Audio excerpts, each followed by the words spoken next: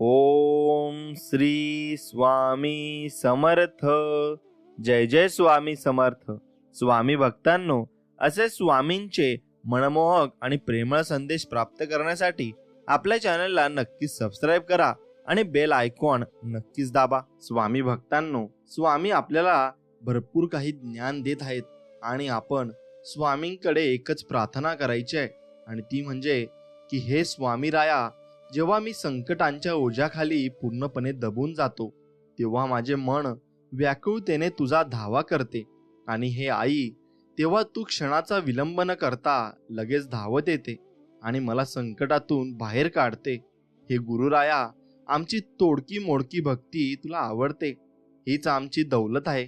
आणि हे माऊली, असेच आम्हा बालकांवर प्रेम कर, आम्हाला प्रेरणा दे, आम्हाला मार्गदर्शन कर, कारण तू सोडून आम्हाला दुसरे कोणी नाही. मित्रांनो, संदेश आवडत असेल तर नक्कीच व्हिडिओला एक लाईक करा आणि कमेंटमध्ये श्री स्वामी समर्थ असं टाईप करा. नक्कीच स्वामींची कृपा तुमच्यावर होईल. हे समर्था, तू अनंत कोटी ब्रह्मांडाचा मालक आहेस. आम्ही तुझे बाळ आहोत. तू आमची सतत काळजी करतोस, संकटातून वाचवतोस आणि भिवू नकोस, मी तुझ्या सतत पाठीशी आहे याचा अनुभव देतोस. हे ब्रह्मांड नायक, तुला अनंत कोटी धन्यवाद, अनंत कोटी धन्यवाद. स्वामी ओम, स्वामी ओम, स्वामी ओम. मित्रांनो, एक मानसशास्त्रीय सत्य तुम्ही जाणून घेतलं पाहिजे. खूप गोड बोलणारी, अति नम्रता दाखवणारी, पाया पडणारी, अति स्तुती करणारी, अति आदर सत्कार करणारी माणसं अत्यंत धोकादायक, दांभिक, आतल्या गाठीची, लबाड, बेरकी, संधी साधू व विश्वासघाती असतात. सर्वच असतात असे नाही, पण काही जण असतात. तुमच्याच खांद्यावर हात ठेवून तुम्हालाच खांदा देण्याचे षडयंत्र ती रचत असतात. याउलट जी माणसं तोंडावर रागाने, कडवट, टीकात्मक, जहरी, फटकळ पण स्पष्ट बोलतात, त्यांचं अंतर्मन वरच्या प्रकृतीपेक्षा नक्कीच चांगलं असतं. विश्वासघात करणं, फसवणं त्यांच्या रक्तातच नसतं. ती खरंच मनमोकळी व विश्वासू असतात. म्हणून जीवनात आपण बाकी काही शिको अथवा न शिको, पण माणसं वाचायला आणि माणसं ओळखायला नक्कीच आपण आयुष्यामध्ये शिकले पाहिजे. तेवढे आपल्याला माणसं ओळखता आली पाहिजे. ज्याप्रमाणे ताकामध्ये लोणी असतेच, लोणी प्रकट करण्यासाठी ताक घुसाळवे लागते, अगदी तसेच नामात सर्व कृपा अगदी दडलेली आहे.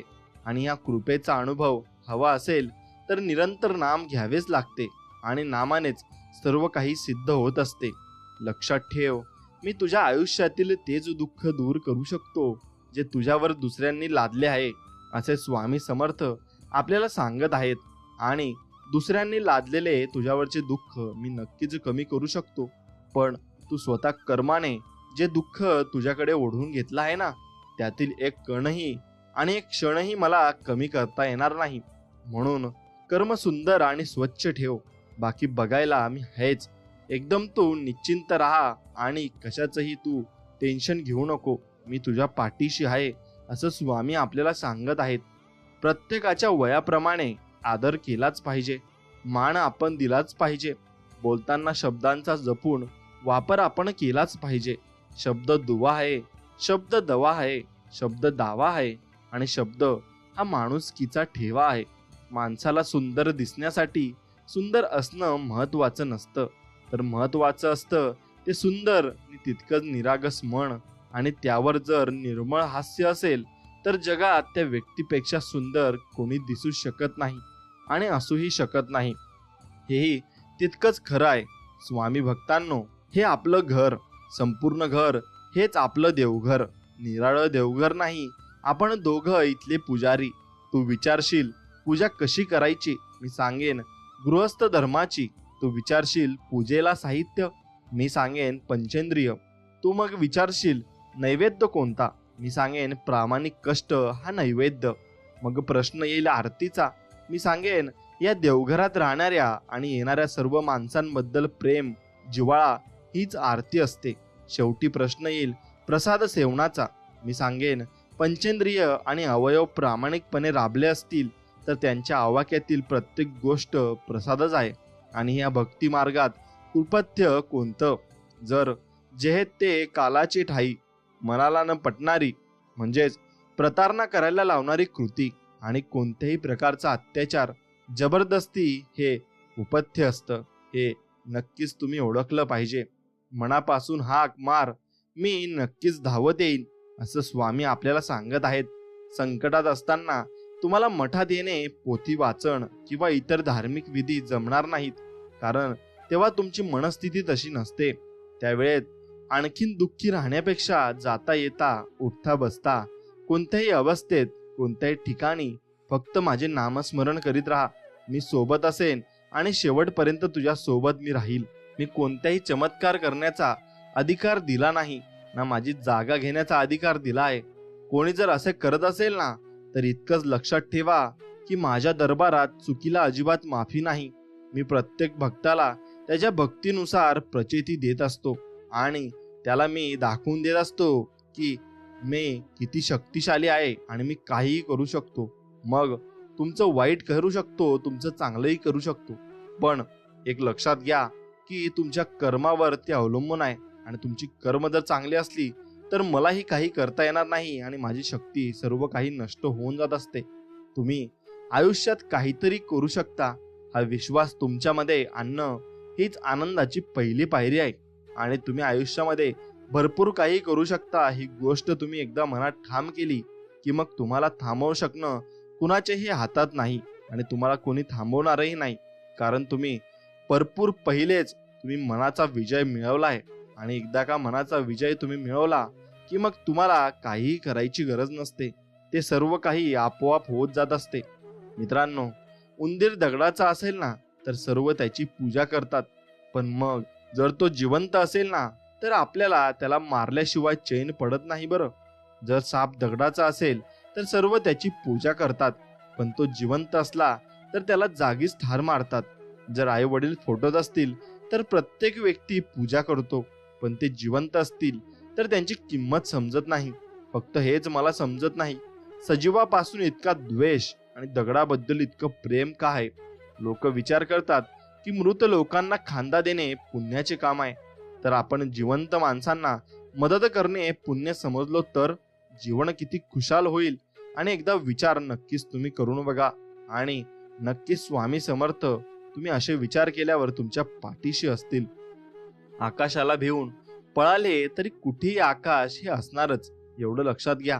त्याप्रमाणे कुठेही गेले तरी देह, मन आणि त्याच्याबरोबर त्याचे भोगही आपल्या बरोबर येणारच.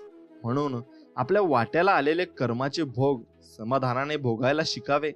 आपल्या प्रत्येक कर्माचा साक्षी राम आहे आणि स्वामी समर्थ आहेत असे समजून वागावे, म्हणजे दुष्कर्म हातून अजिबात तुमच्या घडणार नाही आणि नेहमी सत्कर्मच घडत जातील.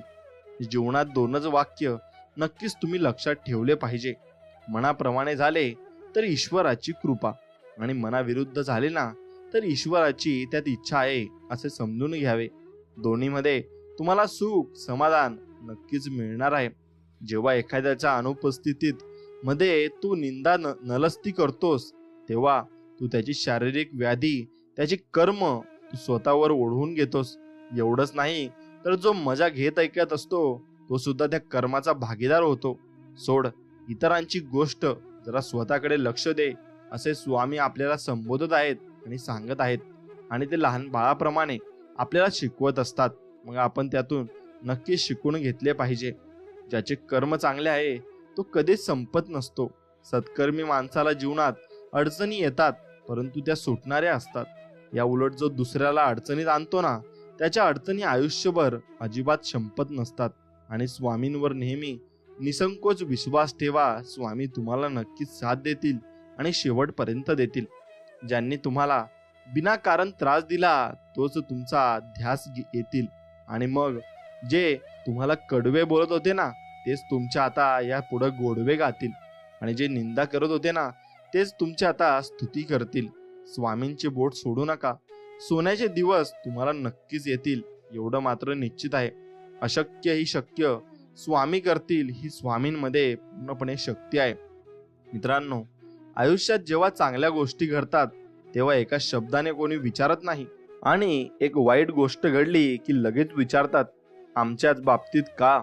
माणसांच्या आयुष्यातील दुःख हे सुखांच्या आनंदाकरता फार महत्वाचे असतात, एवढं मात्र निश्चित आहे.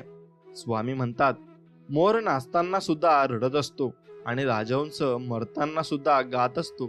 दुःखाच्या रात्री झोप कुणालाच लागत नाही बरं, आणि सुखाच्या आनंदात कुणीही झोपत नाही.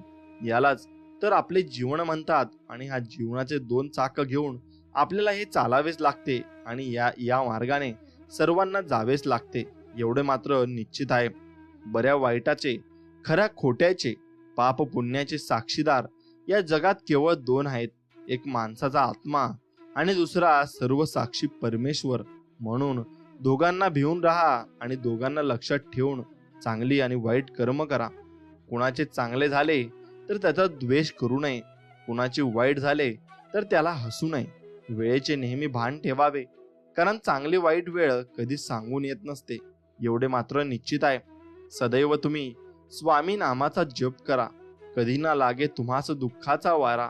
आलेले तुमचे संकटही जाईल माघारा, नक्की येईल अनुभव तुम्हा जगा वेगळा. तेव्हा कळेल स्वामी नामाचा अर्थ खरा.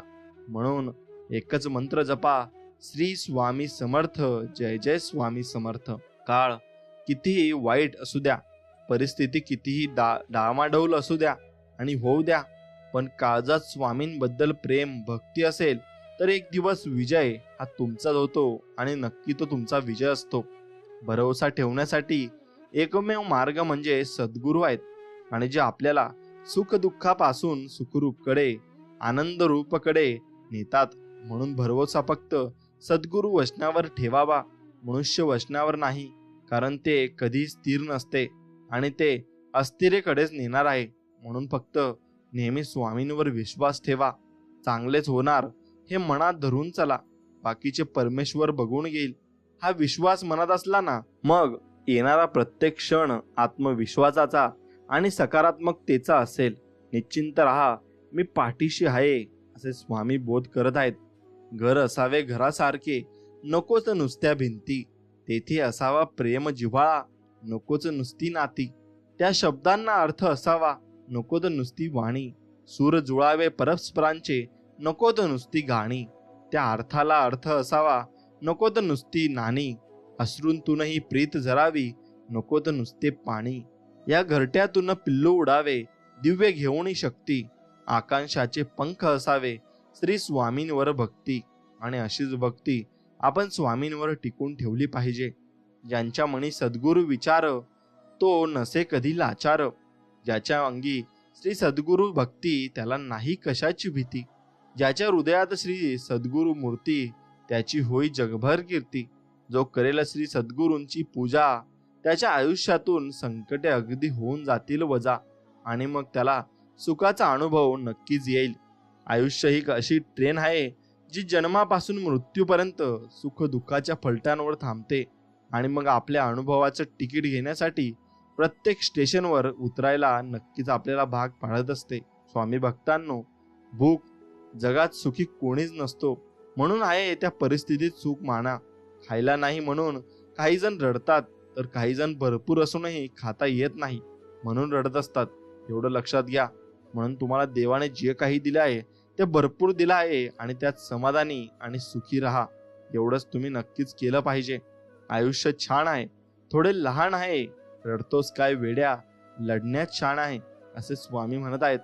काट्यातही फुलांची झुलती कमान आहे, उचलन घे हवे ते दुनिया दुकान आहे. जगणे निरर्थक म्हणतो तो बेईमान आहे, आणि सुखासाठी कधी हसावं लागतं तर कधी रडावं लागतं. कारण सुंदर धबधबा बनायला पाण्यालाही उंचावरून नक्कीच पडावं लागतं, आणि त्याला ते सोसावं लागतं, एवढं मात्र निश्चित खरं आहे. म्हणून तुम्ही जेवढी जास्त मेहनत कराल, जेवढे जास्त कष्ट कराल, तेवढे तुमची एक दिवशी तुमची मेहनत ही नक्कीच रंग दावेल, आणि मग तेव्हा तुम्ही सर्व काही मिळवून घ्याल आणि सर्व काही तुमच्या हातात असेल. आयुष्यात कधी कसली चिंता, काळजी, प्रश्न, भीती किंवा अगदीच एकटेपणा वाटला तर औदुंबराच्या छायेत म्हणजेच अक्कलकोटाला जायला विसरू नका. कारण त्यापेक्षा मोठा निवारा अख्ख्या ब्रह्मांडात आणि अख्ख्या जगात नाहीये, एवढं लक्षात ठेवा. आणि तो कोठेच नाहीये. कोणत्याही कष्टाची लाज नको, दुसऱ्यांच्या प्रगतीची खाज नको. जो तो आपल्या परिश्रमाने पुढे जातो उगाच आपल्या मनात कुणासाठी जळणारी आग नको. एवढे मात्र निश्चित आहे, जगामध्ये असे कोणतेही दुःख नाही की जे भगवंताच्या आनंदाला विरजन घालील. प्रत्येकाला आनंद पाहिजे आहे. आनंद हेच भगवंताचे स्वरूप आहे. तर मग त्याचा अभ्यास करण्याचे काय प्रयोजन? तर त्याचे कारण हेच की आपल्याला भगवंताची विस्मृती झाली आहे. दुसरा काय करतो हे न पाहता आपण काय करायला पाहिजे याचा अगोदर विचार करावा. भगवंताचे नाम घेणे हे ज्ञान होण्यानेच लक्षण आहे. आणि भगवंताकडे लक्ष लागले की आत्मज्ञान ही आपोआप आपल्याला होत असते. चालता चालता कधीतरी ठेच ही लागणारच आहे. जगायचं म्हटलं ना तर दुःख हे असणारच आहे. ठेच लागणार म्हणून चालणं का सोडायचं? दुःख आहे म्हणून जगणं का सोडायचं? सोडायचं तर आपल्याला वाईट कर्म सोडायला लागतील. दुःखातही आनंदाला कुठेतरी शोधायचं. आतून रडतानाही दुसऱ्याला हसवायचं. याला जगणं म्हणतात आणि याला जीवन असं म्हणत असतात. म्हणून याचप्रमाणे तुम्ही जीवन अगदी आनंदाने आणि प्रेमाने जगले पाहिजे. आणि कशाचेही तुम्ही टेन्शन न घेता जीवन जगले पाहिजे. आणि अगदी सुखमय आणि समाधानी जीवन तुमचे असले पाहिजे. चुकीचं वागणाऱ्याला एक वेळ चुकीची जाणीव आपण नक्कीच करून दिली पाहिजे. कदाचित तो आपली चूक सुधारून चांगलं नक्कीच वागू लागेल. मात्र गद्दारी करणाऱ्याला मात्र कधीच माफी देऊ नका बरं. कारण तो एक ना एक दिवस पाठीत खंजीर खुपसणारच. हे कटू सत्य आहे आणि हे तुम्ही नक्कीच जाणून घेतलं पाहिजे. आणि तुमच्या लक्षात हे सर्व काही आलं पाहिजे. निश्चिंत राहा, बाकी मी पाहून घेईल. पुढे चाल, मागे मी राहीन. कुठेही जा तेथेही तुला बाळा दर्शन मी देईन. आणि एवढेच नाही तर तुझ्यासाठी अशक्यही शक्य करील, हे मी वचन तुला देत आहे. म्हणून तू फक्त माझ्यावर विश्वास ठेवून राहा आणि मी सर्व काही तुझं बघून घेईल. एवढं आपल्याला स्वामी समजून सांगत आहेत. ज्यांनी तुम्हाला विनाकारण त्रास दिला तेच तुमचा आता ध्यास घ्यायला लागतील, एवढं लक्षात घ्या. म्हणून कुणी त्रास दिला म्हणून भिवू नका. स्वामी समर्थ आपल्या पाठीशी उभे आहेत आणि ते आपले रक्षण करण्यासाठी भरपूर काही त्यांनी योजना करून ठेवल्या आहेत. कुणालाही न दुखवता जगणे यांच्या इतके सुंदर कर्म जगात दुसरे कोणतेच नाही. आणि ज्याला हे कळले त्याला वेगळे पुण्य करण्याची आणि कमवण्याची गरज अजिबात राहत नाही. हेही तितकंच खरं आहे. जे गेलं ते सोडून द्या. जे आहे त्याचा स्वीकार करा आणि जे घडवायचं आहे त्यावर विश्वास ठेवा. नक्कीच अशक्यही शक्य होईल आणि तुम्हाला सर्व काही प्राप्त होईल. एखाद्याच्या आयुष्याची वाट लावून हसत्या खेळत्या जीवनात विघ्न आणून ज्या लोकांना आनंद मिळतो ना, लक्षात ठेवा, नियतीचा फेरा सगळीकडेच फिरतो आणि पाप पुण्याचा हिशोब हा सगळ्यांचा होत असतो. म्हणून तुम्ही नक्कीच दुसऱ्या लोकांना मदत केली पाहिजे आणि माणुसकी अजूनपर्यंत जीवन ठेवली पाहिजे. आणि माणुसकी जर जिवंत ठेवली तर देवही तुम्हाला मदत करेल आणि भरपूर प्रमाणात करेल, एवढं मात्र निश्चित आहे. क्षण सुखाचे आणि 2 क्षण दुःखाचे हे आयुष्य आहे. असंच चालायचं. माणसं भेटतील रस्त्यात, काही हात देतील, त्यांना सोबत घेऊन चालायचं. तर काही हात सोडून मोकळे होतील, त्यांना तिथेच सोडून द्यायचं. हे आयुष्य आहे. असंच चालायचं. घडत नाही मनासारखं म्हणून रडत नाही बसायचं. दुसऱ्याचं सुख बघून कधीच जळत नाही बसायचं. प्रत्येकाचा एक दिवस ठेवला आहे देवानं. त्या दिवसाची वाट पाहत आनंदाने जगायचं. हे आयुष्य आहे. असंच चालायचं आणि असंच जगायचं बघा. कोणाला आपलंसं बनवायचं असेल तर मनाने नक्कीच बनवा, फक्त मुखाने नाही. कोणावर राग व्यक्त करायचा असेल तर मुखाने करा, मनाने नाही. लक्षात ठेवा, ज्या दोऱ्याला गाठ नसते असाच दोरा सुईमधून प्रवेश करतो, एवढं मात्र निश्चित आहे. आणि हे तुम्ही मनात अगदी ठाम तुम्ही हे बांधून ठेवायला हवे आणि हे तुमच्या लक्षात असायला हवे. मित्रांनो, मनातला कचरा रोज नक्कीच तुम्ही साफ केला पाहिजे. तो कुठल्या झाडूने नाही तर देवाच्या नामजपाने झाडला जातो. आता हा कचरा कुठला? तर पहिला मीपणा आणि दुसरा अहंकार, गर्व, वासना, काम, क्रोध, लोभ, मत्सर. आणि हे सर्व तुम्ही जाळून टाकले पाहिजे आणि तुमच्या मनातून सर्व विषय तुम्ही काढून टाकले पाहिजे. तेव्हाच तुमचे मन अगदी निर्मळ आणि अगदी सोजवळ होऊन जाईल आणि मग स्वामींचे दर्शन तुम्हाला मिळतील. कारण स्वामींची तुम्ही मग मनापासून सेवा करू लागाल आणि निस्वार्थ भक्ती स्वामींना खूप आवडते. स्वामी म्हणतात, नियती जेव्हा तुमच्या हातून काही हिरावून घेते तेव्हा त्यापेक्षाही काही मौल्यवान देण्याकरता तुमचा हात ती रिकामा करत असते. म्हणून एवढं लक्षात ठेवावं, भगवंताची मनापासून प्रार्थना करावी. आपल्याला तो बरोबर मार्ग दाखवतो. आपण अंधारामध्ये वाट चालत असताना एक क्षणभरच वीज चमकते, परंतु त्यामुळे पुढचा रस्ता सगळा आपल्याला दिसायला लागतो. त्याचप्रमाणे मनापासून भगवंताचे स्मरण केले तर पुढच्या मार्गाचे आपल्याला आपोआप ज्ञान होते. आणि ज्यांच्या प्रपंचामध्ये पाठीराखा परमात्मा आहे त्यांचा तोच परमार्थ होतो. आणि सद्गुरु दर्शनाने पूर्वकर्मे पापे जळून जातात. तुमची पुढची काळजी सद्गुरू घेतात तेव्हा पाठीमागची आठवण काढीत बसू नये आणि काळजी करू नये. समाधानात आणि आनंदात नक्कीच तुम्ही जगले पाहिजे आणि राहिले पाहिजे. जगण्यातील वेदना कमी करायच्या असतील तर 3 गोष्टी नक्कीच तुम्ही शिकल्या पाहिजे. काहीही आपलं नाहीये, काहीही आपलं नव्हतं आणि काहीही आपलं राहणार नाहीये. एक दिवशी हे सर्व जग सोडून आपण निघून जाणार आहोत. मग गर्व कशाला, अहंकार कशाला? स्वतः यशस्वी होण्याकरता कधीच कोणाला मागे खेचू नका. आणि जो स्वतःसोबत दुसऱ्यांच्याही मनाचा विचार करतो ना, त्याच्या पाठीशी देव कायम उभा राहतो. आणि केव्हाही त्याच्या पाठीशी देव तत्परतेने येतो आणि त्याच्या संकटात देव धावून येत असतो. स्वामी भक्तांनो, माणूस कितीही आपल्या बुद्धीनुसार, शक्तीनुसार जीवन जगत असला तरी नियतीने मांडलेला डाव आणि नियतीने ठरवलेला शेवट हा त्याला स्वीकारावाच लागतो. आणि तो भल्या भल्यांना घेऊन गेला आहे, मग कोणीच त्यातून चुकले नाही.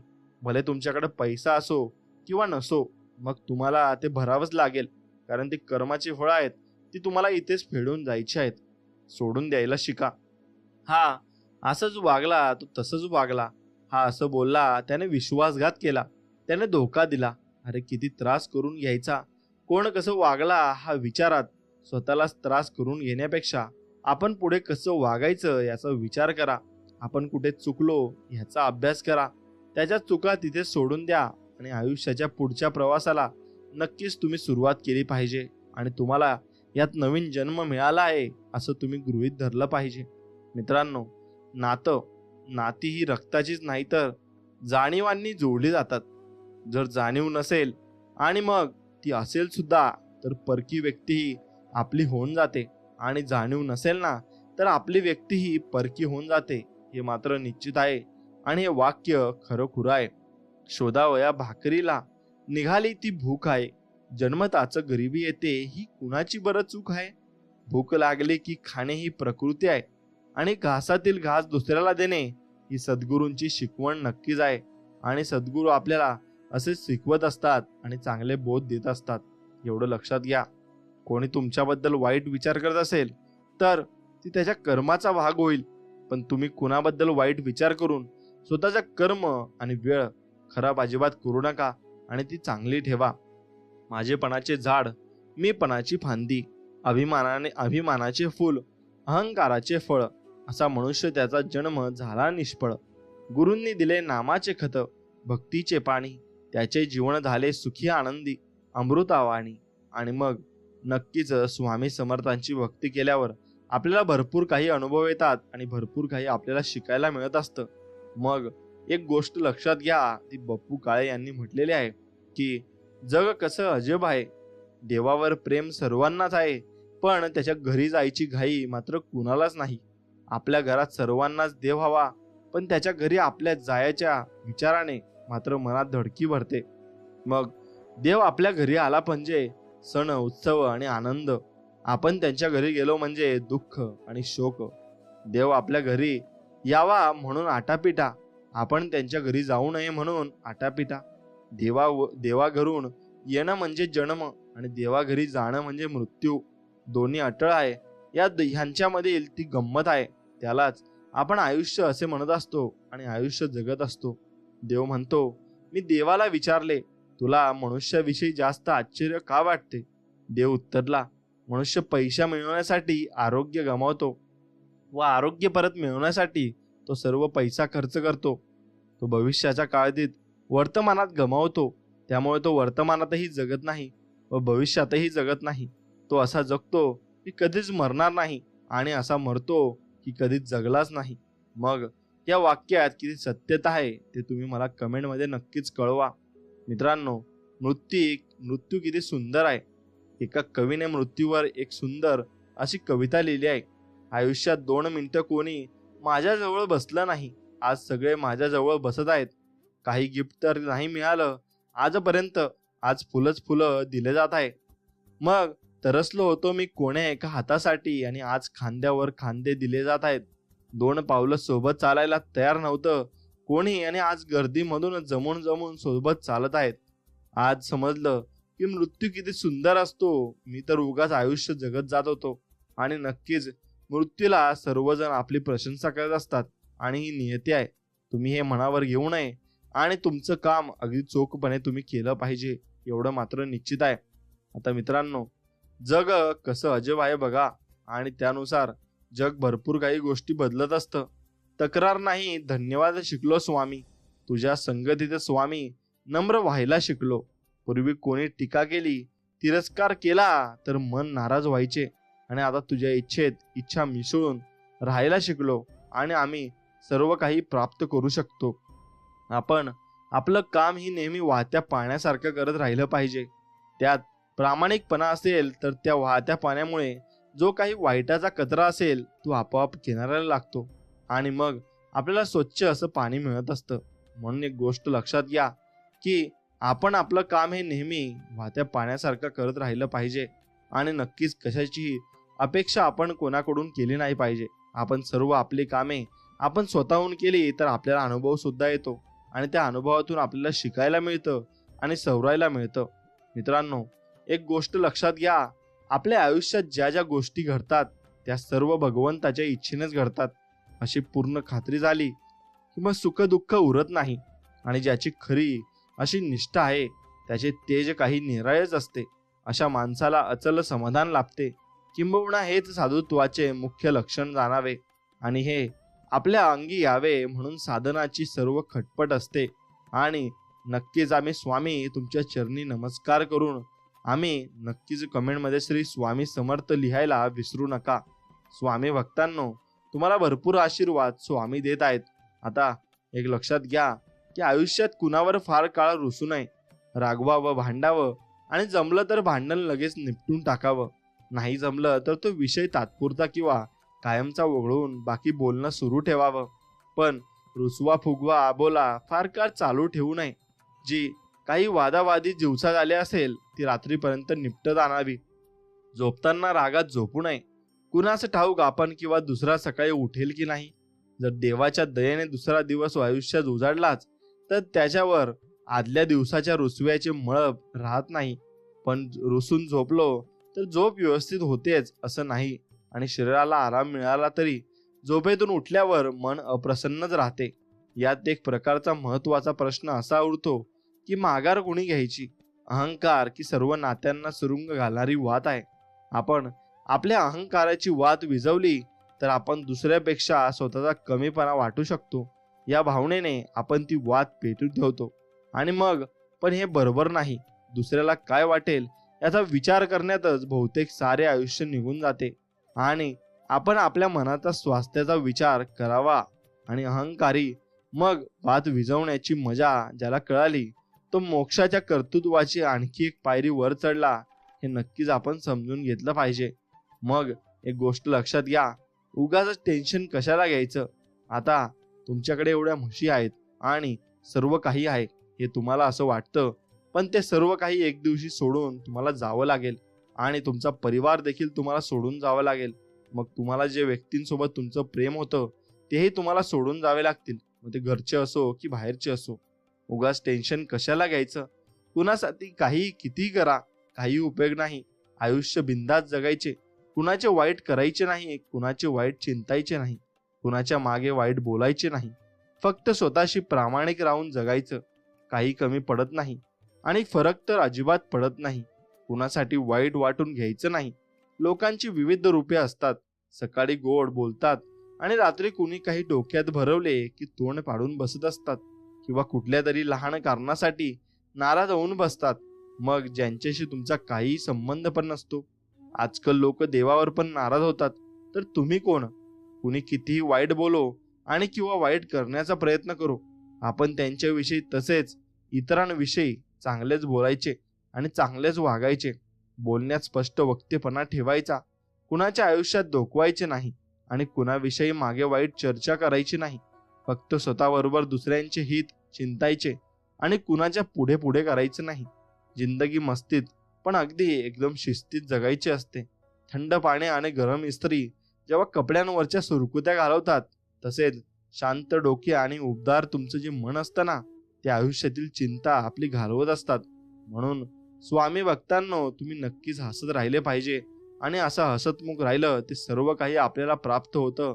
आणि स्वामींची इच्छा असेल तर आपल्याला सर्व काही मिळत जातं, एवढं मात्र निश्चित आहे. आणि मित्रांनो, तुम्हाला हा व्हिडिओ मनापासून आवडत असेल तर व्हिडिओला एक लाईक करून कमेंटमध्ये श्री स्वामी समर्थ लिहायला कधीच विसरू नका. आणि स्वामी समर्थांचा आशीर्वाद तुमच्या पाठीशी असाच राहो ही स्वामींचरणी प्रार्थना. मित्रांनो, स्वामींची भक्ती करत असताना तुम्ही तितकंच आरोग्यदायी असणंही खूप गरजेचं आहे. आणि तुम्हाला जीवनात जेव्हा तुम्ही आरोग्यदायी असाल आणि तेव्हाच तुम्ही दीर्घायुषी होऊ शकता. मग यासाठी भरपूर काही मी तुम्हाला टिप्स देऊ इच्छितो आणि तुम्हाला सांगू इच्छितो. ते तुम्ही ध्यान देऊन नक्कीच ऐका. ग्रीन टीचं रहस्य आहे. ग्रीन टी हा शतकांपासून त्याच्या वैद्यकीय फायद्यांसाठी जाणला जातो. आधुनिक युगामध्ये याच्यावर झालेल्या अभ्यासाती या प्राचीन चहाचे फायदे आणि दीर्घायुष्यासाठी होणारा उपयोग लोकांनी मान्य केला आहे. चीनमध्ये उगम असलेल्या आणि लाखो लोक पित असलेल्या या चहाचा बाहेरील जगामध्ये प्रचार व्हायला फार वेळ लागला. गेल्या काही दशकांमध्ये लोकांमध्ये यांच्याविषयी जागृती निर्माण झाली. कोणतीही कृत्रिम प्रक्रिया न करता अतिशय शुद्ध स्वरूपातील या चहाचे कित्येक फायदे आहेत. आता भरपूर काही फायदे आपण जाणून घेऊ. कोलेस्ट्रॉलचं नियंत्रण मिळतं, ब्लड शुगरचं प्रमाण कमी होतं, रक्ताभिसरण जलद होतं, फ्लूपासून संरक्षण मिळतं, हाडांमध्ये बळकटी येते, काहींच्या जीवाणूंच्या हल्ल्यातून बचाव होतो आणि UV किरणांमुळे होणाऱ्या नुकसानीपासून बचाव होतो. शरीराची स्वच्छता आणि मूत्रपिंडाच्या कार्यामध्ये सुधारणा होत असते. व्हाईट टी आणि त्याच्यातील असणाऱ्या पॉलिफेनॉलचे प्रमाण हे वय वाढवण्याची प्रक्रिया थांबवण्यासाठी जास्त प्रभावी आहे आणि त्याला जगातील सर्वोत्तम अँटीऑक्सिडंट म्हणून मान्यताही मिळाली आहे. व्हाईट चहाचा 1 कप संत्र्याच्या 12 कप ज्यूस एवढी ऊर्जा देतो आणि हेही सिद्ध झालं आहे. सारांश काय आहे? ग्रीन किंवा लाईट चहा, व्हाईट चहा प्यायल्यामुळे वय वाढण्यासाठी कारणीभूत असलेल्या प्रक्रिया संथ होतात आणि आपण तरुण दिसायला लागतो. शक्तिशाली शिकुवासा. आता शिकुवासा म्हणजे काय तर हे लिंबासारखंच एक फळ आहे आणि जपानमध्ये त्याचं सर्वात जास्त उत्पादन ओकिनावामध्ये होतं. हे फळ अत्यंत ॲसिडिक असतं. पाण्यामध्ये मिश्रण केल्याशिवाय आपण त्याचा रस पिऊ शकत नाही. लिंबू आणि मॅड्रिन संत्र यांच्या आपापसात त्याची चव लागते आणि शिकुवासामध्ये उच्च स्तरावरील नेबिलेटिन असतं आणि जे अँटीऑक्सिडंटचा मोठा स्रोत असतं. लिंबू, संत्र या सगळ्यांच्याच फळामध्ये नोबिलेटिनचं प्रमाण असतं, पण शिकुवासामध्ये हे या सगळ्या फळांपेक्षा 40 पट जास्त नोबिलेटिन असतं आणि नोबिलेटिनमुळे कॅन्सर, टाईप 2 डायबिटीज आणि लठ्ठपणा कमी करण्यासाठी नक्कीच फायदा होत असतो. शिकुवासामध्ये क आणि ब जीवनसत्व असतात आणि बीटा कॅरोटीन आणि मिनरल्स असतात. याचा उपयोग कित्येक प्राचीन पदार्थांमध्ये आणि चव वाढवण्यासाठी करतात. तसेच याचा रसही काढतात. आम्ही जेव्हा एका आजोबांच्या वाढदिवसाच्या पार्टीला गेलो होतो तेव्हा आम्हाला याच शिकुवासाचा केक देण्यात आला होता. आता पाश्चिमात्य लोकांसाठी 2010ची आता अँटीऑक्सिडंटची तत्व काय आहेत? 2010 साली UKच्या डेली मिररमध्ये तज्ज्ञ लोकांनी शतायुषी होण्यासाठी उपयोगी अशा अण्णांची यादी दिली होती आणि हे पदार्थ जगात सर्वत्र उपलब्ध असतात. ब्रोकोली आणि चार्ड सारख्या भाज्या ज्यामध्ये पाणी, मिनरल्स आणि फायबरचं प्रमाण जास्त असतं. साल्मोन, माक्रेलर आणि टुना आणि सडाईन सारखे मासे, सिट्रस, स्ट्रॉबेरी आणि एपिक्रोट, मग जर्दाळू सारखी फळं जी जीवनसत्वयुक्त असतात आणि शरीरातील टॉक्सिन्स कमी करतात. बेरी आणि ब्लूबेरी यांच्यामध्ये फेटोकेमिकल अँटीऑक्सिडंट असतं आणि सुकामेवा जे तुम्हाला ऊर्जा देतात. आता ओट्स आणि गव्हासारखी धान्य जी तुम्हाला ऊर्जा आणि मिनरल्स देतात. मग ऑलिव्ह ऑइल ज्यामुळे त्वचेला चकाकी येते. आता यामधून सारखं बेकरीतील पदार्थ, फास्ट फूड, गाईचं दूध आणि दुग्धजन्य पदार्थ वगळले आहेत आणि ओकिनावामध्ये ज्या प्रकारची खाद्य संस्कृती आहे ती अंगीकारली तर तरुण असल्यासारखं वाटेल. आणि वय वाढण्याची प्रक्रियाही संत होऊन जाईल. म्हणून तुम्ही यासाठी लयबद्ध व्यायाम सुद्धा नक्कीच केला पाहिजे. स्वच्छ आणि सतायुषी जीवनासाठी व्यायाम हा खूप महत्त्वाचा असतो. आता ब्ल्यू झोन मधील लोकांचा अभ्यास केल्यानंतर असा निष्कर्ष निघाला की जे लोक दीर्घायुषी असतात ते भरपूर व्यायाम करत नाहीत, पण ते भरपूर हालचाली नक्कीच करतात. आम्ही जेव्हा ओकिमियाला भेट दिली तेव्हा आम्हाला एक गोष्ट प्रकर्षाने जाणवली की तिथले 80 आणि 90 लोकही भरपूर कार्यक्षम आहेत आणि ते घरात बसून खिडकीतून बाहेर बघणं किंवा पेपर वाचण्यासारख्या कामात वेळ घालवत नाहीत. ओकिमीतील लोक पहाटे लवकर उठतात, भरपूर चालतात, मित्रांबरोबर गप्पा गोष्टी आणि गाण्यांमध्ये वेळ घालवतात. सकाळी नाश्ता झाल्यावर लगेच किंवा काही वेळा नाश्त्याच्या आधीच ते बागेमध्ये काम करतात आणि ते कधीही व्यायामशाळेमध्ये जाऊन भरपूर व्यायाम करत नाहीत, पण सतत काहीतरी हालचाली करत राहणं हा त्यांचा दिनचर्येचा भाग असतो. खुर्चीतून उठण्या इतकं सहज. मग 30 मिनिटं एका जागी बसल्यानंतर मेटाबॉलिझमची प्रक्रिया 90% कमी होते. चरबी जळण्याची प्रक्रिया संत व्हायला लागते आणि साधारणतः 2 तासानंतर चांगल्या कोलेस्ट्रॉलचं प्रमाण 20% कमी होतं. फक्त 5 मिनिटं आपल्या जागेवरून उठल्यामुळे आपण ही प्रक्रिया पुन्हा सुरू करू शकतो. कायम एका जागी बसणं आपल्या स्वास्थ्यासाठी किती हानिकारक आहे यावर काम करणाऱ्या जागतिक संस्थेचे ब्रँडली हे अध्यक्ष आहेत आणि या विषयांवर त्यांचा सखोल अभ्यासही आहे. वॉविन ब्रँडली आणि ब्रिगिड स्कॅटले यांनी 2015 साली वॉशिंग्टन पोस्टसाठी दिलेल्या मुलाखतीमध्ये असं सांगितलं की 5 मिनिटं जागेवरून उठून फेरी मारणं इतकं सोपं आहे की कित्येक वेळा ते फार महत्त्वाचं न वाटता बालिशपणाचं वाटतं. मग जर आपण शहरामध्ये राहत असलो तर नैसर्गिक आणि शांत ठिकाणी फेरफटका मारणं कदाचित आपल्याला कठीण वाटत असेल, पण आपण शरीरासाठी उपयोगी असलेल्या व्यायाम प्रकारांना नक्कीच महत्त्व देऊ शकतो. आज पाश्चिमात्य जगतामध्ये पूर्वेकडे पूर्वीपासून चालत आलेली मन, शरीर आणि बुद्धी यांना स्वस्थ ठेवण्यासाठी पाळली जाणारी शिस्त आणि पद्धती प्रचलित होते आहे, पण पूर्वीकडे मात्र या प्रकारचा व्यायाम दिनचर्येचा आणि संस्कृतीचा भागच बनला होता. योगाचा उगम भारतामधील आहे आणि आज जपान आणि चीनच्या क्विंगवांग आणि ताई चीनमध्ये त्याचा भरपूर खूपच प्रचार झाला आहे. योगामुळे मनुष्याला शरीर आणि मन स्वस्थ ठेवायला मदत होते. साहजिकच तो जीवनातील घटनांना जास्त आनंदाने, ताकदीने आणि उत्साहाने सामोरे जाऊ शकतो. चिरतरुण राहण्यासाठीचा रामबाण उपाय असं योगाला मानलं गेलं आहे आणि विज्ञानानेही हे मान्य केलं आहे. यामुळे शरीराला कित्येक असामान्य फायदे होतात. विशेषतः वयस्कर लोकांसाठी तर योगासारखे व्यायाम फारच उपयोगी ठरतात. ताईची मधील लोकांमध्ये ऑस्टिओपोरोसिस आणि पार्किन्सन सारख्या आजारांचं प्रमाण फार कमी प्रमाणात आढळून येतं. त्याची शरीरयष्टीही चांगली असते आणि रक्तभिसरण चांगल्या प्रकारे होतं. त्यांच्या भावनिक विकासही चांगला झालेला असतो आणि तणाव आणि निराशेविरुद्ध त्यांचा ढालीसारखा वापर नक्कीच होत असतो.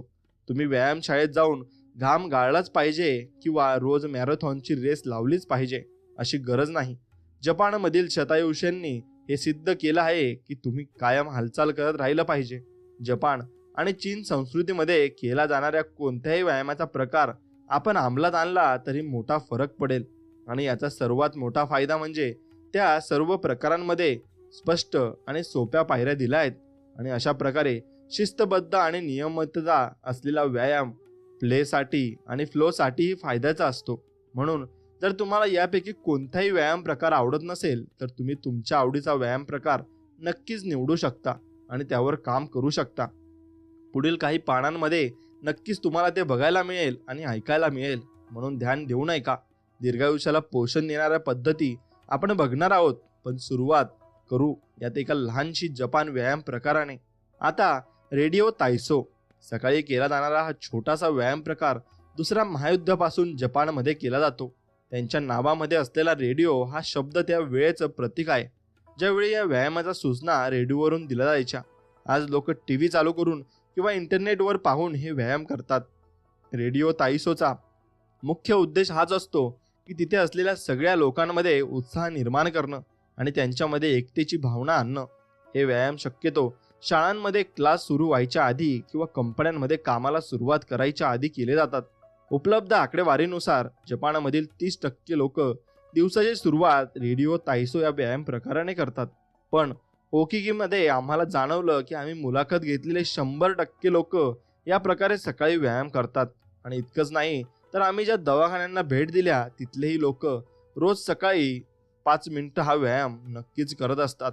आता काही जण त्यांच्या खुर्चीवरून हलू शकत नव्हते, पण तिथे बसून ते व्यायामात सहभागी होत होते. आम्हीही त्यांच्यामध्ये सहभागी झालो आणि आम्हाला जाणवलं की आमचा बाकीचा दिवस जास्त उत्साहात गेला. सगळे मिळून हा व्यायाम करत असल्यामुळे तो मोठ्या मैदानावर किंवा एखाद्या मोठ्या हॉलमध्येच केला जातो. त्यात सूचना देण्यासाठी माईक किंवा लाऊडस्पीकरचाही वापर केला जातो. तुम्ही व्यायामामधील किती प्रकार करता यावरून याचा कालावधी 5 ते 10 मिनिटापर्यंत बदलतो. शरीराला ताण देणं आणि सांध्यांना लवचिक बनवणं हे या व्यायामाचं मुख्य उद्दिष्ट असतं. सर्वात सोपा रेडिओ तायसो व्यायाम प्रकार म्हणजे आपल्या हातांना वर खेचणं आणि गोलाकार पद्धतीने खाली आणणं. हा एक हलका फुलका व्यायाम प्रकार आहे. शरीराच्या सांधे असणाऱ्या अवयवांमध्ये लवचिकता आणणं आणि हा या प्रकारचा उद्देश असतो. कदाचित हे खूपच प्राथमिक स्वरूपाचं वाटेल, पण आजच्या या आधुनिक युगामध्ये आपण विचार केला तर कारणाशिवाय आपण आपला हात कानाच्याही वर नेत नाही. आपण जेव्हा कम्प्युटर वापरतो, फोन वापरतो, पुस्तक वाचतो किंवा स्वयंपाक करतो तेव्हा आपले हात खालीच असतात. कदाचित कधी ती तरी एखाद्या उंचीवर असलेली ठेवलेली किंवा कपाटातील एखादी गोष्ट काढण्यासाठीच आपण हात वरती करतो. आपले पूर्वज मात्र कायम झाडांवरून फळं काढायचे, त्यामुळे त्यांना कित्येक वेळेला हात वरती करावे लागायचे. रेडिओ तायसो आपल्याला या सगळ्या मूलभूत शारीरिक हालचाली करायला नक्कीच मदत करते. म्हणून हा व्यायाम प्रकार तुम्ही नक्कीच केला पाहिजे, एवढं मात्र निश्चित आहे. आता तुम्ही या व्यायाम प्रकारामध्ये भरपूर काही गोष्टी करू शकता आणि त्या नक्कीच तुम्ही केल्या पाहिजे. त्या कशा, त्या तुम्ही पूर्ण हालचाली नक्कीच केल्या पाहिजे. आता योगा. भारत, जपान आणि जवळपास जगभर प्रसिद्ध असलेला योगा प्रकार हा सगळ्यांना करता येणारा आणि व्यायाम प्रकार आहे. त्यातील काही प्रकार हे गर्भवती महिला आणि दिव्यांगांनाही करता येण्यासारखे आहेत. योगाचा उगम भारतामध्ये हजारो वर्षापूर्वी झाला. याचा उपयोग शरीर आणि मनाचे एकत्रीकरण करण्यासाठी होतो. योगा शब्दाचंच संस्कृतच्या योग या शब्दावरून निर्माण झाला आहे. योग म्हणजे दोन गोष्टींचं एकत्रित येणं आणि दोन गोष्टींना जोडणं. त्याचप्रमाणे योगा आपल्या शरीराला, मनाला जोडले आणि जगाशी जुळून घेणारी जीवनशैली जगायला मदत करते. योगाची मुख्य उद्दिष्ट म्हणजे आपल्या मूळ धर्माची ओळख करून देणे, शारीरिक आणि मानसिक शुद्धी करणे, आपल्याला चैतन्याच्या जवळ घेऊन जाणं. योगाचे प्रकार असतात. जरी सर्व प्रकारांचा हेतू एकच असला तरी विविध संस्कृती आणि चालीरीतींप्रमाणे त्यांचे काही प्रकारही आहेत. आणि ज्या ज्या लोकांनी योगाचा प्रचार केला त्यांनी त्या त्या वेळेच्या परिस्थितीप्रमाणे त्यामध्ये बदल केला. ज्ञानयोग, कर्मयोग आणि भक्तियोग. आता ज्ञानयोग मध्ये शिस्तबद्धता आणि मानसिक विकासासाठीचा योग्य प्रकार, ज्यामध्ये ज्ञान मार्गाने शोध घेतला जातो. कर्मयोग आपल्याला आणि आपल्या समाजाला फायद्याचं ठरतील अशा कृतींवर भर देणं यात शिकवलं जातं. आणि भक्तियोग म्हणजे चैतन्याला समर्पित आणि भक्तिभावाने शरण जाण्याचा योग प्रकार हा आहे. आता मंत्रयोग. मंत्रोच्चाराच्या मार्गाने शांतता आणि समाधान प्राप्त करण्यासाठी हे म्हटले जाते. कुंडलिनी योग शरीरातील विविध गोष्टींना एकत्र करून मानसिक विकास करणं हे कुंडली योगचं काम आहे. राजयोग याला राजमार्ग असंही म्हणलं जातं आणि ज्यामध्ये एकत्र मिळून सर्वांच्या फायद्याच्या दिशेने वाटचाल केली नक्कीच जाते. हठयोग जपानमध्ये आणि पाश्चिमात्य जगामध्ये हा प्रकारच फारच प्रसिद्ध झाला आणि विविध आसनांच्या माध्यमातून अपेक्षित स्थिरतेपर्यंत पोहोचणं या व्यायाम प्रकारामध्ये होतं. आता सूर्यनमस्कार आपण जाणून घेऊया. सूर्यनमस्कार करण्याची पद्धत काय आहे ते आपण नक्कीच जाणून घेऊया. सूर्यनमस्कार हे हठयोगातील सर्वात वैशिष्ट्यपूर्ण आसन आहे आणि हे करण्यासाठी तुम्हाला खालील 12 पायऱ्या पूर्ण कराव्या लागतात. त्यातली पहिली पायरी म्हणजे सरळ उभे राहा. उजव्या पायाचा अंगठा व टाच डाव्या पायाशी घ्या. नमस्कार स्थितीमध्ये छातीच्या मध्यभागी दोन्ही हातांचे पंजे जोडवा. बोटे छातीकडे झुकलेली पाहिजे आणि पंजा जमिनीला काटकोनात. अंगठ्यामध्ये मूळ छातीच्या मध्यभागी, कोपर जमिनीला समांतर. छाती पुढे काढा, खांदे मागे ढकलून खाली ओढा, नजर समोर ठेवा. आणि आता दुसरा म्हणजे सरळ उभे राहा. श्वास घेत दोन्ही हात नमस्कार स्थितीमध्ये छातीच्या मध्यभागापासून वर नेत डोक्यांपासून मागे न्या आणि शरीर कमतरतेतून मागे ओढा आणि कमरेतून मागे ओढल्यानंतर हातांना वरच्या बाजूला ताण द्या. आता तिसरं, सरळ उभे राहण्याच्या स्थितीतून श्वास सोडत सावकाश कमरेतून खाली वाका आणि सहज जेवढे वाकता येईल तेवढे खाली वाका. गुडघा किंवा टाचेवर ताण येणार नाही याकडे निश्चित लक्ष द्या. हनुवटी छातीला टेकवा. कपाळ गुडघाला टेकवण्याचा प्रयत्न करा. उजवा पाय आणि दोन्ही हात घट्ट जमिनीवर रोवा. डावा पाय मागे घ्या. डाव्या पायाचा चवडा जमिनीवर पक्का ठेवा आणि डाव्या पायाचा गुडघा जमिनीवर टेकवा आणि उजवा पाय गुडघ्यात वाकवा. उजव्या पावलावर बसा. त्यावर शरीराचा भार द्या आणि दोन्ही हात सरळ ठेवा. त्यांना खांद्यातून वर उचला. छाती पुढे काढा. खांदे वर उचला. डोके मागे झुकवा. आता पाचवा तुम्हाला व्यायाम त्यात करायचा आहे. हातापायाची जागा तीच ठेवा. शरीराचे वजन खांदे आणि हात यावर घ्या. खांदे वर उचला. उजवा पाय डाव्या पायाजवळ मागे घ्या. पायाला पाय, गोठ्याला गोठा आणि गुडघ्याला गुडघा लावा आणि पावलाच्या दिशेला गोठ्याचा आधार घेऊन ताण द्या. डोक्यापासून पायापर्यंत शरीर तिरक्या स्थितीमध्ये ठेवा. आता सहावा तुम्हाला करायचे हाताचे पंजे व पायाचे चवडे हे यांची स्थिती आणि तशीच ठेवा. गुडघे जमिनीवर टेकवा. शरीराचे वजन हातावर घ्या आणि कोपरामध्ये वाका. श्वास सोडत हनुवटी छातीला टेकवा. साक्षात नमस्कारसन स्थितीमध्ये कपाळ, छाती, हात, गुडघे, पाय जमिनीवर टेकवा. दोन्ही कोपरे शरीराजवळ घ्या. नाभी केंद्र व पार्श्वभाग वर उचलून धरा. आणि सातवा प्रकार यात हाताचे पंजे आहे त्या ठिकाणीच ठेवा. पंजावर शरीराचा भाग द्या आणि हात कोपरात वाकवू नका. हात सरळ करा. खांदे वर उचला. श्वास घेत डोके आणि खांदे मागे खेचा. पोट व कंबर दोन्ही हातांच्या मध्ये सरकविण्याचा प्रयत्न करा आणि घोटे गुडघे बांधलेले तसेच ठेवा आणि गुडघे जमिनीला टेकवा. छातीमध्ये हवा भरून घ्या. नजर वर आकाशाकडे लावा. हाताचे पंजे व पायाचे चवडे यांची जागा तीच ठेवा. श्वास सोडत शरीराचा मधला भाग वर उचला आणि कंबर, हात, पाय यांचा त्रिकोण तयार करा आणि तो वर उचलून धरा. चवडे व टाच पूर्ण जमिनीवर टेकवा. हात आणि पाय सरळ ठेवा. कोपर, गुडघे सरळ ताणलेल्या स्थितीमध्ये ठेवा आणि डोक्याच्या पाठीमागे रेषेमध्ये ठेवा. हनुवटी छातीला टेकवा. आता नववा तुम्हाला करायचं आहे की दोन्ही हातांच्या पंजांची जागा तीच ठेवा. डावा पाय डाव्या हाताजवळ आणा आणि डावा पाय आणि दोन्ही हात जमिनीवर रोवा आणि डाव्या पावलावर बसा. त्यावर शरीराचा भार द्या. उजवा पाय मागे घ्या. उजव्या पायाचा चवडा जमिनीवर पक्का ठेवा आणि उजव्या पायाचा गुडघा आणि डाव्या पायाचा चवडा जमिनीवर टेकवा आणि दोन्ही हात सरळ ठेवा आणि त्याला वर उचला. छाती पुढे काढा. खांदे वर उचला. डोके मागे झुकवा. तर 10वा आसन आहे. उजवा पाय डाव्या पायाजवळ आणा. श्वास सोडत सावकाश गुडघे सरळ करा. पार्श्वभाग वर उचला. सहज जेवढे वाकता येईल तेवढे खाली वाका आणि गुडघा आणि टाचेवर ताण येणार नाही याकडे लक्ष द्या. हनुवटी छातीला टेकवा. कपाळ गुडघ्याला टेकवण्याचा प्रयत्न करा. 11 म्हणजे सरळ उभे राहा. श्वास घेत दोन्ही हात नमस्कार स्थितीमध्ये छातीच्या मध्यातून वर नेत डोक्यापासून मागे न्या. शरीर कमरेतून मागे ओढा. हातांना वरच्या बाजूला ताण द्या. आता 12 पुन्हा एकदा क्रमांक 1च्या स्थितीत या. दोन्ही हात जोडून सरळ ताठ उभे राहा.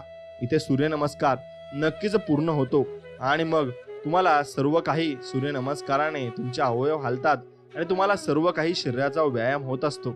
आता ताईची या व्यायाम प्रकारात आपण बघूया. तर आई आणि उवान, ताईची वान या नावाने जाणला जाणारा ताईची हा प्रकार जपानमध्ये शेकडो वर्षापासून प्रसिद्ध आहे. बुद्धिझम आणि कन्फ्युशिझम यामध्ये याचा उल्लेख असून हा चीनी मार्शल आर्टचा एक प्रकार आहे. तो जपानमध्येही फार प्रसिद्ध आहे. चीनमधील संस्कृतीनुसार याचा शोध ताओइस्ट गुरु आणि मार्शल आर्टचे अभ्यासक झांग सनफेंग यांनी लावला आणि 19व्या शतकामध्ये यांग लुचान यांनी त्याच जगभराचा प्रचार केला. ताईचीचा मूळ उगम नेजिया आणि म्हणजे अंतर्गत मार्शल आर्टसाठी आहे, म्हणजे वैयक्तिक विकासासाठी आहे. चळपळतेचा वापर करून आणि कमीत कमी ऊर्जेमध्ये प्रतिस्पर्ध्याला कसं हरवायचं यासाठी हे शास्त्र प्रसिद्ध आहे. यामध्ये हल्ला करणाऱ्यांपेक्षा संरक्षणावर जास्त भर दिला जातो. ताईची म्हणजे शरीर आणि मनावरील उपचार. याचा उपयोग अंतर्गत शांती आणि समाधानासाठी होतो. आपल्या देशातील लोकांना स्वस्थ आणि निरोगी ठेवण्यासाठी चीन सरकारने स्वतः या व्यायाम प्रकाराला लोकांपर्यंत पोहोचवलाय. आता तुम्ही ताईचीचे प्रकार आहेत ते जाणून घेऊ. ताईची शिकवणाऱ्या कित्येक शाळा त्यांचे विविध प्रकार आहेत. त्यापैकी काही फार प्रसिद्ध प्रकार आहेत. चेन स्टाईल, हळुवार आणि एकदम धडाकेबाज हालचालींचा संगम. आता यांग स्टाईल म्हणजे सर्वात जास्त प्रसार झालेल्या आणि प्रसिद्ध असणाऱ्या या प्रकारामध्ये हळुवार आणि द्रव्य पदार्थांसारख्या संत हालचाली केल्या जातात. वू स्टाईल म्हणजे लहान लहान आणि जाणीवपूर्वक हालचाली केल्या जातात. हाओ स्टाईल म्हणजे अंतर्गत रंगात डोकवत फार सूक्ष्म हालचाली करणं. हा प्रकारच जगातच नाही तर चीनमध्येही फार कमी प्रमाणात वापरला जातो.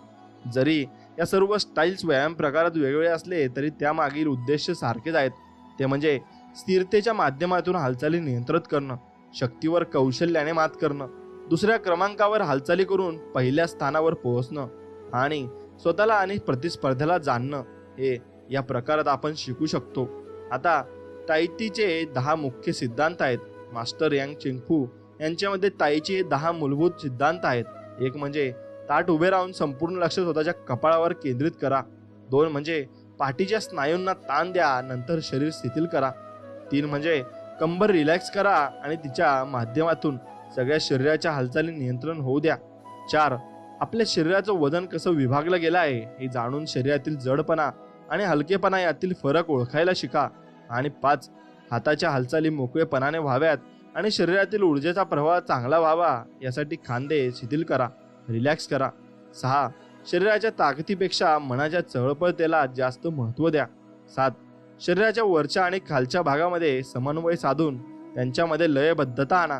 8 मन, शरीर आणि श्वासामध्ये एकसंधता आणा. 9 हालचाली नियंत्रित करण्यापेक्षा लवचिकता आणि लयबद्धता जपा. 10 प्रत्येक क्षणामध्ये असणारी शांतता, स्थिरता शोधा.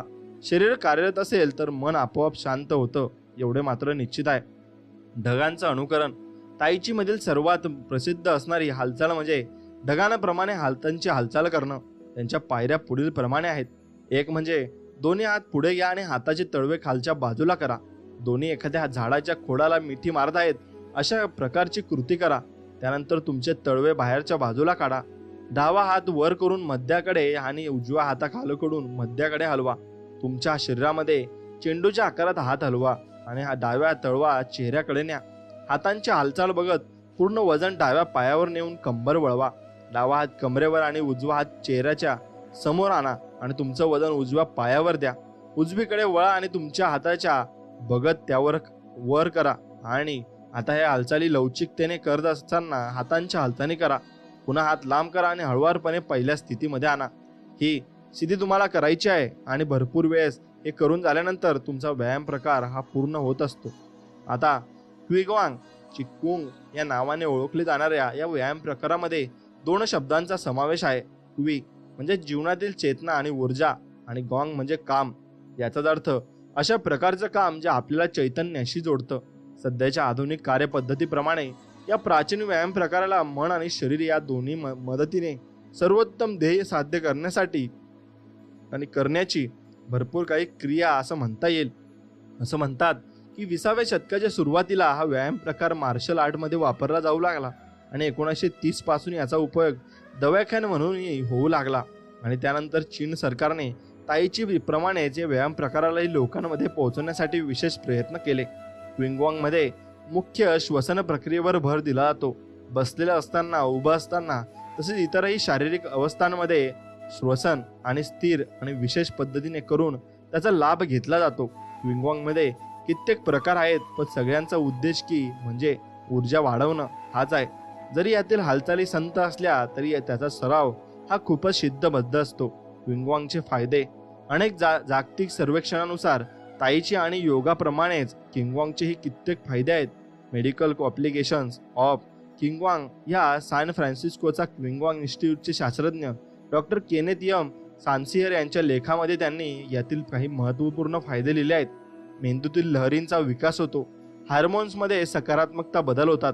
हृदयविकाराच्या झटक्याचे मृत्यूच्या प्रमाणात अगदी घट होत असते आणि रक्तदाबामध्ये आजार कमी होतात. हाडांमध्ये बळकटी येते. रक्तभिसरण चांगलं होतं. वार्धक्यामध्ये होणाऱ्या आजारांमध्ये घट होते आणि शरीरातील अवयव जास्त चांगल्या प्रकारे कार्यरत होतात. मेंदूला चांगल्या प्रकारे रक्त पुरवठा होतो. मनाचा आणि मेंदूचा ताळमेळ चांगला होतो. हृदयाचं कार्य सुरळीत चालतं. कॅन्सरचे उपचार घेतल्यामुळे होणारे दुष्परिणाम टाळता येतात. या व्यायामाने आपलं शरीर तर सुडल होतंच, पण त्याचबरोबर दीर्घायुष्यही लाभते. एवढं लक्षात घ्या. म्हणून त्यांची 5 तत्व आहेत, ती आपण जाणून नक्कीच घेतली पाहिजे. किंगवांगची 5 तत्व आहेत. किंगवांच्या एका व्यायाम प्रकारामध्ये 5 तत्वांवर काम केलं जातं. पृथ्वी, जल, लाकूड, धातू आणि अग्नी. या व्यायाम प्रकारांमध्ये 5 प्रकारच्या ऊर्जा संतुलित करून त्या आधारे आपल्या शरीरातील अवयव आणि मेंदू यांचं कार्य विकसित केलं जातं. हा व्यायाम अनेक पद्धतीने केला जातो. आपण किंगवांग इन्स्टिट्यूट इन बार्सिलोनाच्या मारिया इसाबेल गार्सिया मेनरिल यांची पद्धत बघणार आहोत. आता पहिलं आहे पृथ्वी. तुमच्या खाद्याच्या रुंदी एवढं पायांमध्ये अंतर ठेवून सरळ उभं राहा आणि त्यानंतर तुम्हाला सहजतेने उभं राहता यावं यासाठी पाय अजून थोडे लांब करा. तुमचे खांदे थोडे झुकले आणि सैल सोडा आणि हात शरीराच्या बाजूला सैल सोडून द्या आणि श्वास घेत तुमच्या हातांना तुमच्या खांद्यापर्यंत वर न्या आणि त्यावेळी तळवे खाली बाजूला ठेवा. जेव्हा श्वास सोडाल तेव्हा गुडघ्यात थोडंसं वाका आणि तुमचा हात घेताना ते पोटापर्यंत खाली घ्या आणि त्यावेळी तळवे हाताच्या बाजूला करा. काही सेकंद या अवस्थेत राहा आणि श्वासावर लक्ष केंद्रित करा असं त्यात म्हणलं आहे आणि त्या प्रकारे आपण हा व्यायाम नक्कीच पूर्ण करू शकतो. आता मित्रांनो, तुम्ही हे व्यायाम प्रकार नक्कीच ऐकले असतील आणि नसतील ऐकले तर आता ऐकून घ्या आणि या प्रकारे तुम्ही नक्कीच करा. तर तुम्हाला हे जीवन जगण्यासाठी आणि चांगलं चालणं आणि भरपूर काही बाबी तुम्हाला चिंता करायची गरज नाही अशा बाबी यात दिल्या आहेत. आता शियोस्तू हाताचा अंगठा आणि तळव्याचे दबाव देऊन ऊर्जेवर काम करणारी ही कार्यप्रणाली जपानमध्ये 19व्या शतकाच्या सुरुवातीला निर्माण करण्यात आली. याचा मुख्य उपयोग संधिवाताने आजारी असलेल्या लोकांवर उपचार म्हणून करण्यात आला होता. शरीराला ताण देताना श्वसन क्रियेच्या माध्यमातून आपल्याला शरीरातील सगळ्या अवयवांचा समतोल राखणं हे या प्रकारचं मूळ आहे. आता कोणताही व्यायाम प्रकार करताना तो तसाच्या तसा केला पाहिजे असं नाही. त्यामागील उद्देश समजून शरीराची योग्य प्रकारे केलेली हालचाल जास्त महत्वाची आहे. शरीराला ताण देणं आणि सैल सोडणं हा त्यामागचा खरा उद्देश आहे. जो सफल व्हायला हवा ताओ यिन म्हणजे कोणतीही एखादीच हालचाल नाही. शरीराला दिलेला ताण, मान उचलणं, चालणं, झोपणं आणि उभं राहणं किंवा एका जागी थांबणं, योग्य प्रकारे श्वासोच्छ्वास करणं हे सगळंच ताओ यिनचं आहे. आणि चांगल्या प्रकारे श्वासोच्छ्वास करा आणि दीर्घायुषी जगा. मन आणि शरीर यांचा विकास करण्यासाठी कित्येक ठिकाणाहून एकत्रित केलेल्या माहितींचा एकत्रित साठा म्हणजे जिजुन शिशु या 13व्या शतकातील हे पुस्तक तुम्ही नक्कीच वाचलं पाहिजे आणि 6 ध्वनी हे त्या प्रकारे तुम्ही ऐकल्या पाहिजेत. आता क्षु श सारखा उच्चारला जाणारा हा ध्वनी यकृतासाठी उपयोगी आहे. ही हर सारखा उच्चारला जाणारा हा ध्वनी हृदयासाठी संबंधित आहे. सी सर आणि यासारखा उच्चारला जाणारा ध्वनी फुफ्फुसांसाठी संबंधित आहे. चुई ची सारखा उच्चारला जाणारा हा ध्वनी यकृतासाठी संबंधित आहे आणि हु ह्या सारखा उच्चारला जाणारा ध्वनी लिहासाठी संबंधित आहे. क्षी हा सारखा उच्चारला जाणारा ध्वनी शरीराशी पूर्ण संबंधित आहे. म्हणून वेगवेगळ्या ऋतूंमध्ये या दोन्हींच्या माध्यमातून चांगलं जीवन कसं जगता येईल यासाठी सन सिमिओ यांनी एका कवितेत माध्यमातून सांगितलं आहे. यामध्ये श्वासोच्छ्वास घेता घेता जेव्हा आपण एखादा ध्वनी उच्चारतो तेव्हा कोणत्या अवयवांचा विचार करायचा हेही सांगितलं आहे. वसंत ऋतूत कृसू म्हणत डोळे चांगले करा तर वूड तुमच्या यकृताला चांगलं करीत असतं. उन्हाळ्यामध्ये घ्या ही चा लाभ, हृदय स्वतःला स्वच्छ ठेवायला मदत खास. पावसाळ्यामध्ये करा सी चा प्रयोग, यामध्ये होईल फुफ्फुसांना मदत. चुईच्या मदतीने द्या यकृताला साथ, तुमच्या हातील पाणी होईल संत यात. आणि सीच्या मदतीने तुमच्या उष्णतेवर मात होईल. आणि सर्व ऋतूंमध्ये घ्या लाभ आणि श्वास जो आहे पचनासाठी खास. उच्छवास असावा इतका हळू की तुमच्या कानांनीही आवाज ऐकू नये. आणि हे सगळं साध्य करण्यासाठी वापरा सरावाचं तंत्र. हाच आहे सुखी आणि स्वच्छ स्वस्थ जीवनाचा मंत्र. कदाचित या प्रकरणामध्ये सांगितलेल्या सगळ्या संस्कृतींना समजणं इतकं सोपं वाटलं नसेल, पण जर तुम्ही या सगळ्यांमधील एक धागा शोधला तर तुम्हाला जाणवेल की सगळ्यांनी श्वास आणि हालचाली यांना संगम केलाय. आणि जेव्हा आपण आपला श्वास आणि शरीर यांचा समन्वय साधतो तेव्हा भूतकाळ आणि भविष्य काळातील चिंतेमध्ये न अडकता आपण वर्तमान काळामध्ये जगायला लागतो.